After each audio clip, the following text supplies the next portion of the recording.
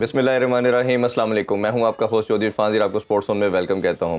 आज स्पोर्ट्स के बारे से बात करें तो क्रिकेट की ऑब्वियसली हम सब जानते हैं, पाकिस्तान वर्सेस न्यूजीलैंड की सीरीज़ और पाकिस्तान वर्सेस वेस्ट इंडीज़ की वुमेन सीरीज़ भी जारी है। डिस्कशन के लिए मेरे साथ स्टूडियो मौजूद है ज़ार बाजवा। अस्सलाम वालेकुम ज़ार भाई। वालेकुम सलाम। ठीक ठाक है आप? ठीक ठाक, आप कैसे हैं? जी अल्हम्दुलिल्लाह। ज़ार भाई, सीरीज़ के हवाले से बात करें तो ऑब्वियसली जिस तरह हमने डिस्कशन की कि शायद उनकी ये इस दफ़ा की डी टीम थी, और लास्ट अगर हम रिकॉल करें जो T20 सीरीज़ पाकिस्तान और न्यूजीलैंड की खेली गई, उसमें भी 5 मैचेस थे, दो से वो इक्वल रही और एक मैच बारिश की नज़र हो गया। तो सम हाउ अभी तक जो हमें देख रहे हैं कि 3 मैच होने थे पिंडी में, एक बारिश की नज़र हुआ और एक से बराबर हो गया। पहले मैच में हमने उनको 90 पे ऑल आउट किया और दूसरे मैच पे क्या ओवर कॉन्फिडेंट नज़र आई हमारी टीम, या आपको लगता है किन चीज़ों में टीम सिलेक्शन में कई गलती थी? किस रीज़न पे आपको लगा कि पाकिस्तानी टीम कोलैप्स कर गई और बड़ा टोटल नहीं बना पाई और फिर रोक भी नहीं पाए हम उन्हें? देखिए, बड़ा जेन्युइन क्वेश्चन है आपका। पहले मैच में जिस तरह हमने उन्हें स्वीप कर दिया, जिस तरह उनको एक डोमिनेटिंग किस्म की परफॉर्मेंस दी, उनको बहुत ही थोड़े स्कोर पे ऑल आउट कर दिया और बहुत ही कंप्लीट बॉलिंग परफॉर्मेंस थी जिसमें हमारे फास्ट बॉलर्स ने विकेट्स ली, आमिर ने विकेट्स ली, शाहीन ने ली, नसीम ने ली, अबरार ने ली, शादाब ने ली, हर बॉलर ने विकेट ली।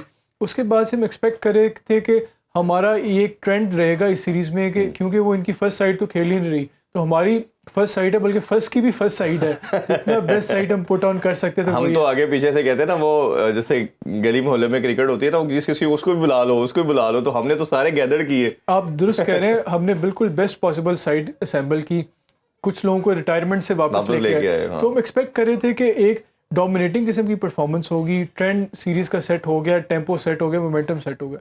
लेकिन जो सेकंड मैच की परफॉर्मेंस है वो काफ़ी लम्हा फिक्री है, कंसिडरिंग ये कि उनकी वीकर साइड थी। 2 चैपमैन एक उनके फर्स्ट टीम खिलाड़ी हैं और हमेशा से पाकिस्तान के खिलाफ उनकी डोमिनेंट परफॉर्मेंस थी और एक अच्छे खिलाड़ी हैं जो मैन ऑफ द मैच रहे। और विराट कोहली के बाद सेकंड नंबर पे पाकिस्तान के अगेंस्ट हाईएस्ट एवरेज उन्हीं की है, 50 आप प्लस दुरुस्त की कह रहे हैं, होगी। चैपमैन अच्छे खिलाड़ी हैं, तो हम कह सकते हैं कि उनकी एक सिंगल हैंडेड परफॉर्मेंस थी न्यूजीलैंड के लिए जिसने उन्हें विक्ट्री जिताई। लेकिन देन अगेन आप एक्सपेक्ट करते हो कि जिस तरह की न्यूजीलैंड की बॉलिंग लाइनअप है, उसमें पिंडी जैसे क्रिकेट ग्राउंड में जिस तरह का हमने PSL में ट्रेंड देखा, पिंडी का वो ग्राउंड है जिसमें 200 भी एक पार स्कोर है, आप 20-25 रन शॉर्ट रहे और दोबारा से बाबर को कैप्टनसी दी गई है और उनके PSL की परफॉर्मेंस भी बेहतर ही गई है। लेकिन बाबर बहुत बड़े प्लेयर हैं, लेकिन हम उनसे तवक्को रखते हैं कि जो उन्होंने माजी में गलतियां की वो उनसे सीखेंगे और अपनी गेम को एक नॉच और इम्प्रूव करेंगे। अच्छा सर, इसमें मैं एक और आपसे चीज़ जानना चाहूँगा कि हमने PSL में बहुत बात की कि हम बिलो पार क्रिकेट खेल रहे हैं। अब दुनिया मॉडर्न डे क्रिकेट की जो बात करते हैं वो यही है कि 200 प्लस की है। इवन अगर हम किसी से सीखना, आप किसी से भी सीख सकते हैं। IPL की बात करें तो हम मल्टीपल टाइम देख चुके हैं 250 प्लस रन बन रहे हैं, यानी कि उनकी यूथ और सीनियर प्लेयर अब समझते हैं कि मॉडर्न डे क्रिकेट की ये डिमांड है और आप उसको एग्जीक्यूट अपने लोकल इवेंट के अंदर करते हैं। हम अपनी बेस्ट साइड डाल के भी उसी 150-60 पे रहे, और जो आपने भी बात की कि हम 178 करके जब जो विकेट 225 की थी, और आप PSL में भी हमने देखा कि 250 इजीली इस पिच पे बनता है। और ये जो सीनियर का रोल, जिस तरह आपने बाबर की एग्जांपल दी, मैं इसमें रिजवान भी डालना चाहूँगा, और भी अगर 2-3 लड़कों पे भी, एक दो ये उनके बैटिंग ऑर्डर पे भी हम अलहदा बात करते हैं। ये कितना पाकिस्तानी क्रिकेट को डेंट कर रही है कि हम जब रेट करते हैं अपने ऐसे प्लेयर को जो सीनियर हैं, बैटिंग के तमाम रिकॉर्ड अपने नाम बनाते जा रहे हैं, बट जब वो on the given day performance देते हैं वो टीम के लिए फ़ायदेमंद नहीं हो रही। देखिए, आप दुरुस्त कह रहे हैं, बाबर को कंसिडर करना चाहिए कि उन्हें एक दूसरी अपॉर्चुनिटी मिली है। ये बहुत ही रेयर होता है कि आपको इस तरह कैप्टनसी से एक दफ़ा अनसेरेमोनियसली हटाया जाए, फिर उन्हें 2-3-4 महीने बाद दोबारा एक ऐसी गोल्डन अपॉर्चुनिटी मिल जाए टू रिडीम हिमसेल्फ। तो उन्हें कंसिडर करना चाहिए कि जो उनसे पास्ट में मिस्टेक्स हुई हैं उस पर रिकलेक्ट करें, उस पर सोचें कि क्या हमने किया, और जो मॉडर्न डे क्रिकेट है उसकी नीड को, जो उसकी रिक्वायरमेंट है उसको असेस करके अपने गेम प्लान को ऑल्टर करें। जिस तरह का ये ग्राउंड था उसमें 200 भी एक पार स्कोर कंसिडर किया जाता है, एक ऐसा स्कोर है जो कि टीमों ने बासानी चेस किया है। तो जो उनकी इनिंग्स है और या रिजवान की इनिंग्स है, वो एक ऐसा जो कि बाबर ओपनर है, रिजवान वन डाउन है, तो उन्होंने गेम का, टीम का मोमेंटम सेट करना है। जिस तरह की उन्होंने इनिंग्स खेली वो मॉडर्न डे क्रिकेट के बिल्कुल भी रिक्वायरमेंट के मुताबिक नहीं है।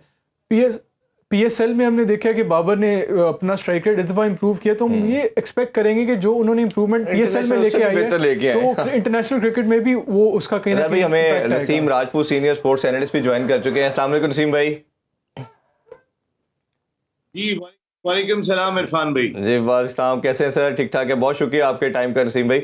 नसीम भाई, ये डिस्कशन बड़ी रेंजफुल है, बड़ा हर्ट करती है कई दफ़ा हमें कि पहले तो मैं आपसे हर चीज़ के हवाले से आपसे ज़रूर आपकी राय लेंगे। सबसे पहले ये कि आपने पिछले 3-4 साल से जब कोई इवेंट नहीं जीता तो आपने टीम सिलेक्शन के अंदर पैराशूट के थ्रू कुछ प्लेयर डाले। मेरा मानना यह है कि उनको निकालना भी गलत था, उनको लाना भी गलत है, क्योंकि टीम में तो जगह उनकी बनती है। चले आप ले आए तो एक मैच में आपने बेस्ट टीम खिलाई, दूसरे मैच में आप एक प्लेयर चैपमैन है, वो वाइड प्लेयर था जो लास्ट टाइम भी सिंगल हैंडली पाकिस्तान से दोनों मैच ले गया, और कल का मैच भी जो हमने परसों देखा वो भी सिंगल हैंडली ले गया। ये क्या एरियाज है आपको ये मेंटली को ब्लॉक है हमारी टीम का? बैटिंग और बॉलिंग पे मैं सेपरेट आपसे जानना चाहूंगा, क्या रीजन समझते हैं बेसिक डिफीट की आप? देखिए, पाकिस्तान टीम सेटल्ड दिखाई नहीं दे रही है। आप अगर 17 खिलाड़ियों का ऐलान करेंगे, आपके लिए ज्यादा बेहतर ये होता कि आप 15 खिलाड़ियों का ऐलान पहले 2 मैचों के लिए करते, फिर अगले 2 मैचों के लिए टीम अनाउंस करते, 3 मैचों के लिए टीम अनाउंस करते, ताकि खिलाड़ियों को एक कॉन्फिडेंस होता। अब आप जिस तरीके से टीम अनाउंस कर रहे हैं, ज्यादा बेहतर ये होता कि पहले 2 मैचों में रिजवान, आप एक्सपीरियंस है, आप पहले 2 मैचों में 3 नंबर पे खेलेंगे, जी लेकिन आप उस्मान के सर पे रिजवान को बिठा के ही रखेंगे। आपने एक तरीकेकार अजीब सा अडॉप्ट किया हुआ है, कोई प्रेशर से हटके भी क्रिकेट खेलने में। अगर उस्मान को आपने खिलाना है, आपने रोका है इमारात से, तो ज्यादा बेहतर होता कि आप 3 नंबर पे जो है वो, अगर रिजवान को मौका दे रहे हैं तो 3 नंबर पर ही उस्मान को मौका देते बिल्कुल ऐसे और ही। उस मैच में रिजवान को आराम। हमारे यहाँ तो ये होता है कि ऐसा लग रहा है कि जैसे आधा अनफिट प्लेयर भी इनसिक्योर होता है और वो भी खेलना शुरू हो जाता है कि मेरी जगह ना चली जाए। अगर बाबर आजम और मोहम्मद रिजवान, जिनके बारे में कहा जाता है कि भाई यही 2 हैं और है कौन हमारे पास, ऐसा ही अगर है। वो भी इनसिक्योर होंगे तो आप बताएं किस तरीके की क्रिकेट सिक्योर होगी? हो ही नहीं सकती। अच्छा नसीम कोई भाई, जो जवाब ही आपने नहीं पॉइंट है। उठाया, अच्छा, मैं फिर इसमें आप एक और चीज़ ऐड करना चाहूँगा, फिर आप डिटेल में बताइएगा। ये 7-8 साल से अलमिया आया है, हमारा सीनियर प्लेयर जूनियर को अपनी जगह देने को तैयार नहीं है। पहली बात, हम पहले भी आपसे डिस्कशन की थी कि हम चांस नहीं देते। अगर हमें चांस देना भी पड़ जाता है तो अपना बैटिंग ऑर्डर कोई नहीं छोड़ता। जैसे हफीज़ जब डायरेक्टर आए तो उन्होंने बाबर को नंबर 3 दिया, बाबर ने बाद में अपनी रिजर्वेशन शो की कि मैं ओपन करना चाह रहा था। अब साइम अयूब आपको एक ऐसा प्रोस्पेक्ट नज़र आया, चलें आपने उसको ओपन कराई, बहुत अच्छी बात है, लेकिन उस बेचारे फ़खर क्या क्या कसूर है जो 7-8 साल से सबसे बड़ा आपका मैच विनर है? उस्मान खान, जिसको आपने जिस तरह आपने ऐड किया कि वो अपना कॉन्ट्रैक्ट छोड़ के आलमोस्ट 5 करोड़ का अपने लॉस करके पाकिस्तान को सर्व करने आया है।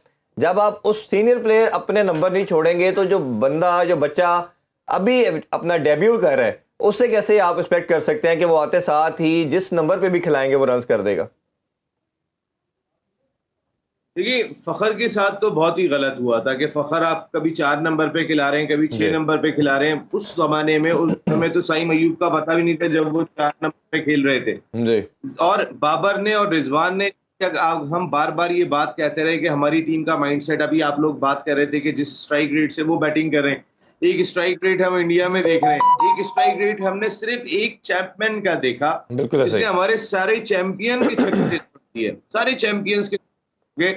मैं हैरान था।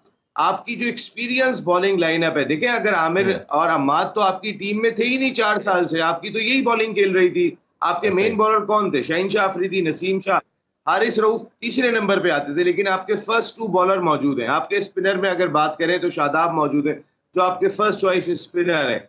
आपकी ये बॉलिंग जो है वो, अगर 178 रन्स कम थे, लेकिन जो बैटिंग न्यूजीलैंड की खेल रही है उसके खिलाफ अगर ये पूरी बॉलिंग करते तो ये काफी रन थे।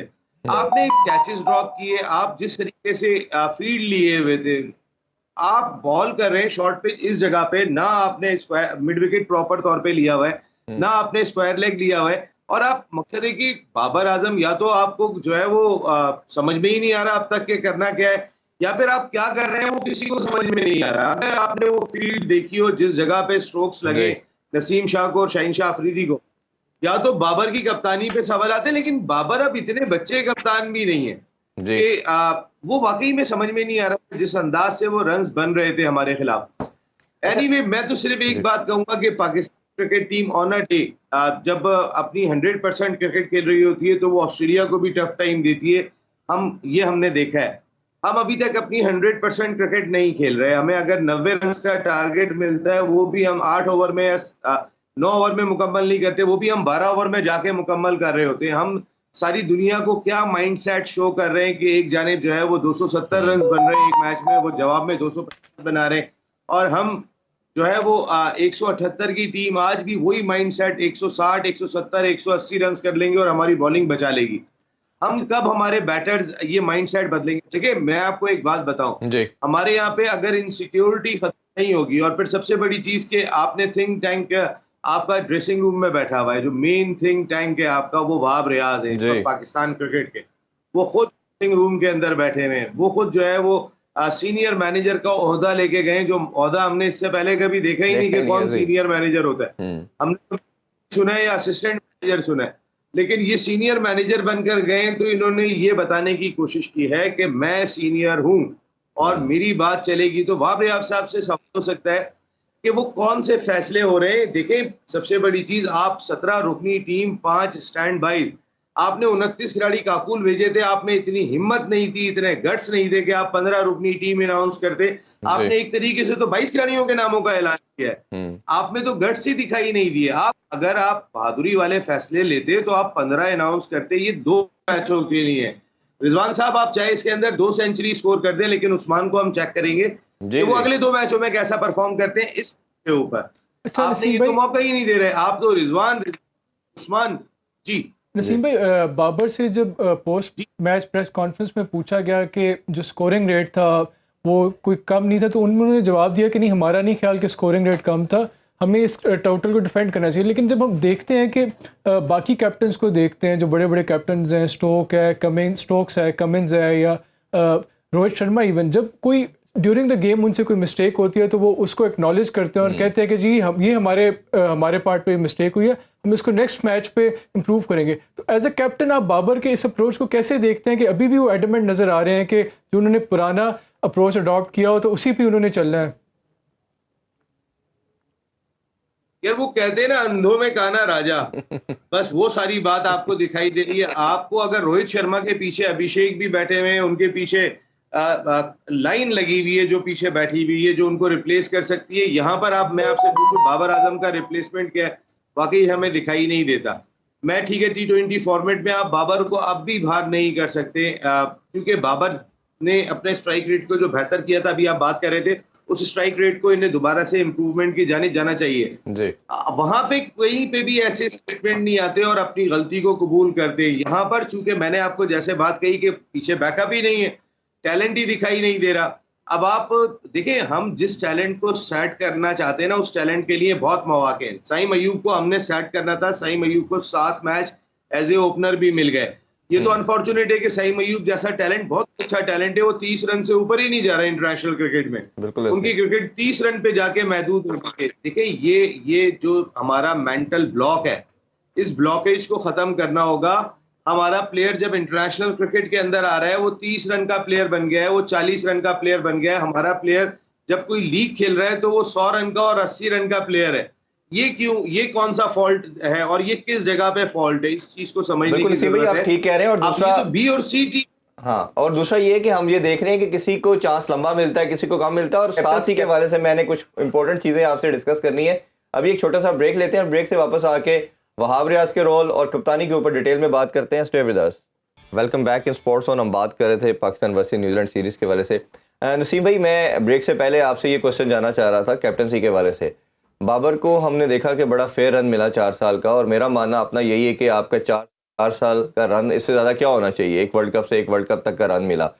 अब एशिया कप में भी हमें कुछ प्लेयर्स के अंदर हमें न सुनने में डेफिनेटली न्यूज़ मिली, और मेरे सोर्सेज के मुताबिक ये ठीक न्यूज़ थी कि टीम में कुछ प्रॉब्लम चल रही थी, कोई गड़बड़ चल रही थी। वर्ल्ड कप में भी हमने र्यूमर सुना और वो भी मुझे कंफर्म हुआ कि ऐसे ही कोई मसाइल थे। अब आपने शाहीन को कैप्टन बना दिया और शाहीन को एक सीरीज़ के बाद हटा दिया।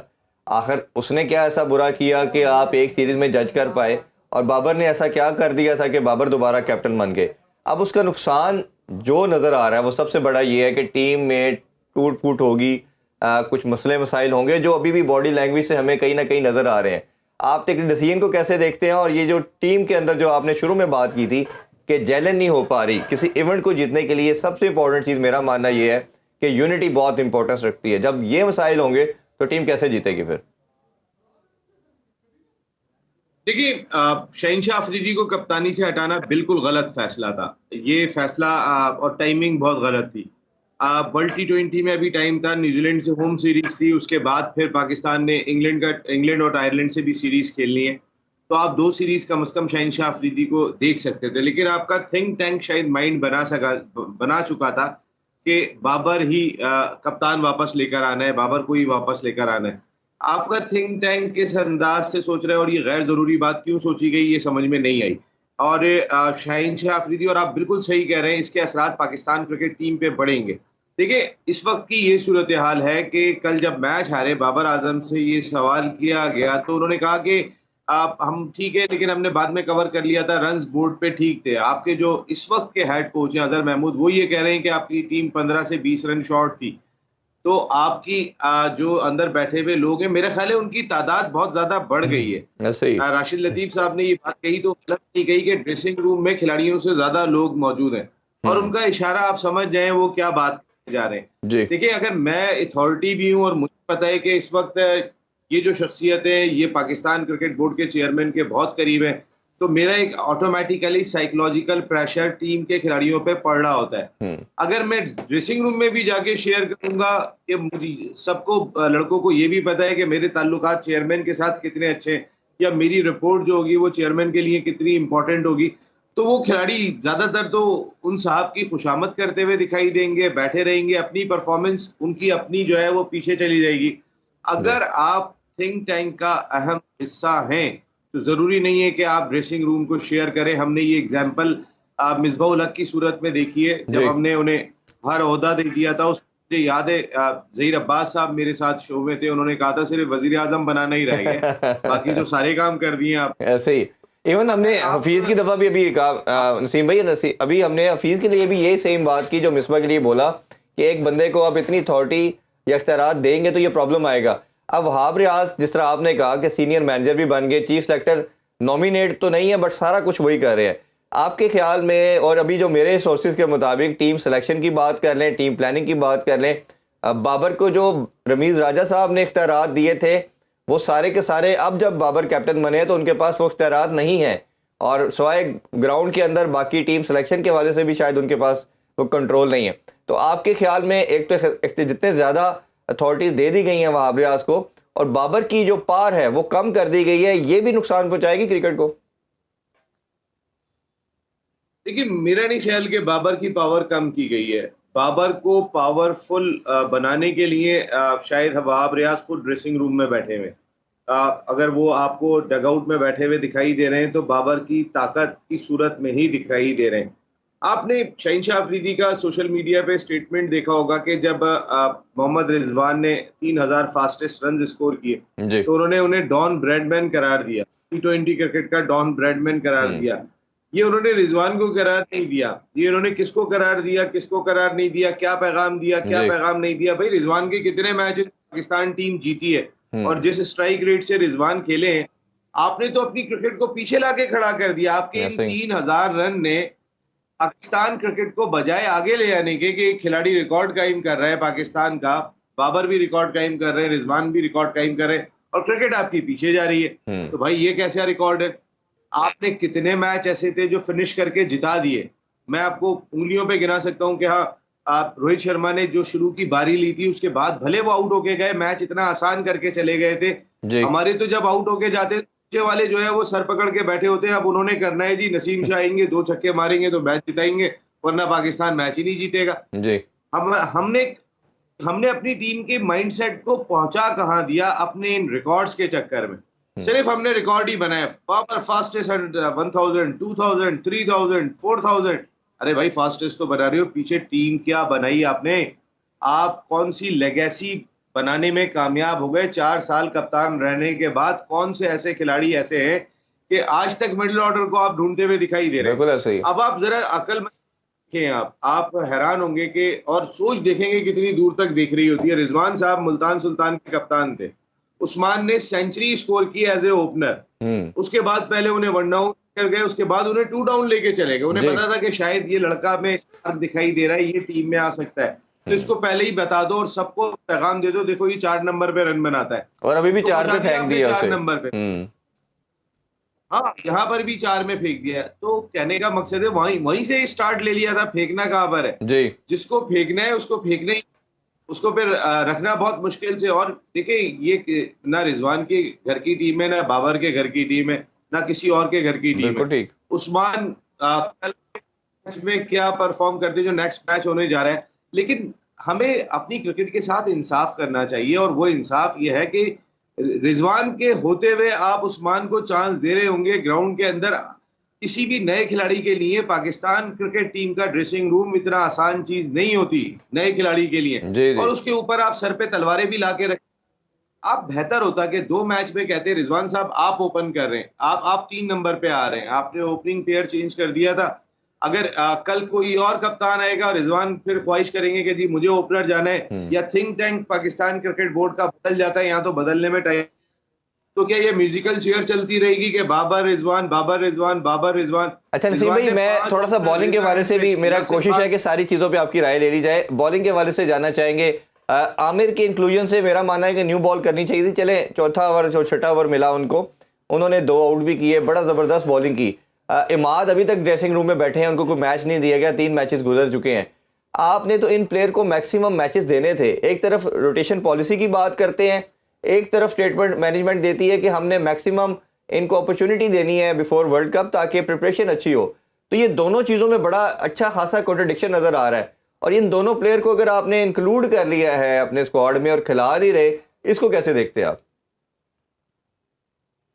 देखिए वर्कलोड मैनेजमेंट अपनी जगह इंपॉर्टेंट है, लेकिन एक मैच के बाद तो आमिर के लिए वर्कलोड मैनेजमेंट की जरूरत नहीं पड़ जाएगी। जी दूसरा मैच तो वो खेल सकते हैं, इतनी फिटनेस के बाद आ रहे हैं, काकुल में आप ट्रेनिंग करके आ रहे हैं, तो ये तो प्रॉब्लम नहीं थी। कोई अगर ये बात कहे कि आमिर को वर्कलोड मैनेजमेंट की वजह से बाहर बिठाया है, या हम रोटेशनल बेसिस पे खिलाड़ियों को चेक कर रहे हैं, तो भाई आपने शहनशाह अफरीदी को भी आराम दे सकते थे। इसकी वजह ये कि शहनशाह अफरीदी कंटिन्यूसली हो, ऐसे वक्त में कि जब नसीम शाह भी नहीं थे, जब हारिस भी नहीं थे, वो सिंगल हैंडेडली पाकिस्तान की बॉलिंग के बर्डन को उठा के आ रहे हैं। हम्म। और वो बर्डन उनकी अब परफॉर्मेंस पे शो भी हो रहा है, क्योंकि आपके मेन बॉलर थे नहीं, और सारा जोर उस वक्त शाहीन शाह अफरीदी कितना जितना था वो लगा रहे थे। अब कितना लग रहा था वो आप बेहतर समझते हैं, जी लेकिन ये बात हकीकत है कि वो सिंगल हैंडेडली बर्डन को उठा रहे थे। तो शाहीन की जगह पे आप आमिर को ज्यादा कॉन्फिडेंस देते, क्योंकि शाहीन परमानेंट मेंबर है। देखिए जब आप किसी परमानेंट मेंबर के साथ नाइंसाफी करते हैं, जो हमने शाहीन को कप्तानी से हटाने के बाद किया, तो वो जो परमानेंट मेंबर होता है उसके कुछ परमानेंट दोस्त भी जो है वो टीम में बैठे होते हैं, वो भी फिर उसकी उस परमानेंट मेंबर के साथ परमानेंट दोस्तियां निभाना शुरू हो जाते हैं। क्योंकि आप अगर जब आप पाकिस्तान क्रिकेट टीम का हिस्सा होते हैं, एक छोटी सी चीज भी जो है ना वो बुरी लगती है, जब आप सब बराबर के हो। अच्छा, अब जो सबसे प्रॉब्लम दिखाई दे रही है, देखिए वहाब रियाज बहुत सुलझे हुए आदमी है, वहाब रियाज बहुत डिसेंट शख्सियत है, लेकिन वहाब रियाज क्या उस स्टेचर पे इस वक्त जाके पूरे उतर रहे हैं जितनी बड़ी बड़ी उनको जिम्मेदारियां दी गई। और खास तौर पे मैं जो बात कह रहा हूँ वो ये कि वहाब रियाज इस मौजूदा लॉट के साथ बहुत क्रिकेट खेल चुके हैं। जी जब आप ड्रेसिंग रूम एक साथ शेयर कर चुके हो तो आपकी दोस्ती का माहौल तू तड़ाक वाला होता है, यार तू ये कर ले, यार तू तू तू देख ना, यार उसको जाके जरा कर ले। लेकिन जब आप सीनियर मैनेजर बन के जाते हैं, आप टाई लगाने के बाद जाते हैं, तो आपकी एक्सपेक्टेशन होती है सब आपसे आप करके बात करेंगे, सब आपको जी सर करके बात करेंगे, क्योंकि अब आपके पास ओहदा और जिम्मेदारी ऐसी है। जी बहुत सारे खिलाड़ी मजबूरी में कर रहे होते हैं, जैसे मैंने कहा ना, वो मजबूरी में कर रहे होते हैं, उनकी परफॉर्मेंस ग्राउंड में अफेक्ट कर रही होती है। वो मजबूरी के अंदर आपको जाना ही नहीं चाहिए था। अगर आप, आपकी 2 चीजें, एक तो आपको जितनी अहम जिम्मेदारी दी हुई है, अगर आपको अनऑफिशियल चेयरमैन सिलेक्शन कमेटी कहें तो भी गलत नहीं होगा, वो आपने साबित कर दिया सीनियर मैनेजर बनने के बाद। हाँ जी आप पीछे रह के काम करें। अगर आप उसी लॉट के साथ जाके उसको समझाने की कोशिश करेंगे, आपका पैगाम बाहर से जाना चाहिए, इम्प्लीमेंट करवाने वाले लोग दूसरे होने चाहिए। आप खुद उनको पैगाम देंगे जिनके साथ आपने ड्रेसिंग रूम शेयर किया है और उनके साथ खूब गप्पे भी लगाई हैं, उनके साथ एंजॉय भी किया है, तो फिर तो मेरे ख्याल है समझाना मुश्किल हो तो जाएगा। ये इसमें स्पिनर का भी ज़रूर बताइए। इमाद को आपने डाला कि ओबियसली जो हमने एक्सपेक्ट किया था, अगर हम पीछे देखें नवाज से, तो नवाज ने कोई 2 साल में परफॉर्मेंस नहीं दी। शायद मुझे लगता है कि क्रिकेटर तो वो अच्छे हैं, बट उनका कोई मेंटल ब्लॉक का मसला है, मेंटली वीक है, और जब वो क्रूशल मोमेंट आती थी पाकिस्तान को उनकी वजह से मैच हारना पड़ा। तो इमाद की जो सबसे बड़ी स्ट्रेंथ थी वो यही थी कि मेंटली बड़ा स्ट्रॉन्ग है, तगड़ा खिलाड़ी है। अब उसको ना खिलाना, डगआउट में बिठाई रखना, ये कैसा है? और बाकी जो स्पिनर है, शादाब की बॉलिंग अगर देखें, अबरार ने एक मैच में अच्छी बॉल की, लास्ट मैच में चैपमैन ने उनकी भी अच्छी खासी धुलाई की। तो ये स्पिनर हमारे जो हैं कोई खातर खा परफॉर्मेंस नहीं दे पा रहे। और जो वेस्ट इंडीज़ की विकेट्स की बात करें या यूएई की, जो मुझे इन्फॉर्मेशन आई है, वो भी सम हाउस स्लगिश पिचेज़ हैं, स्पिनिंग ट्रैक ही होंगे। फास्ट बॉलर के लिए तो शायद इतनी मदद ना मिले। तो ये हमारा जो स्पिनिंग डिपार्टमेंट का लॉट है, इसको कैसे देख रहे हैं आप? देखिए, अबरार बुरा बॉलर नहीं है। कल तो मैं आपको खुद बता रहा हूँ, मुझे शायद बाबर की कप्तानी समझ में नहीं आई और ना बॉलर्स की बॉलिंग समझ में आई। फील्ड कहाँ ली हुई थी, बॉल कहाँ कर रहे थे आप एक चैपमैन की वजह से हमारे सारे चैंपियन जो है ना वो दरबदर होते हुए दिखाई दिए थे। बॉल इधर कर रहे हैं, फील्ड उधर ली हुई है आपने, तो वो तो समझ ही नहीं आ रहा था कि किस अंदाज से हमें पिटाई हो रही है।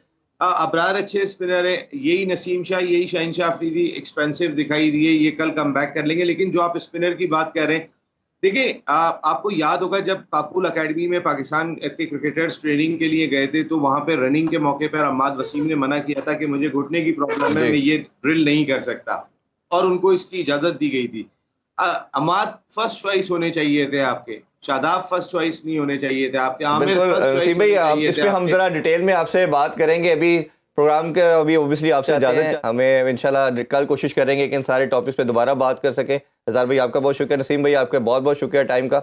इंशाल्लाह आपसे मुलाकात हुई कल। अपना बहुत ख्याल रखिए। अल्लाह हाफिज़। पाकिस्तान जिंदाबाद।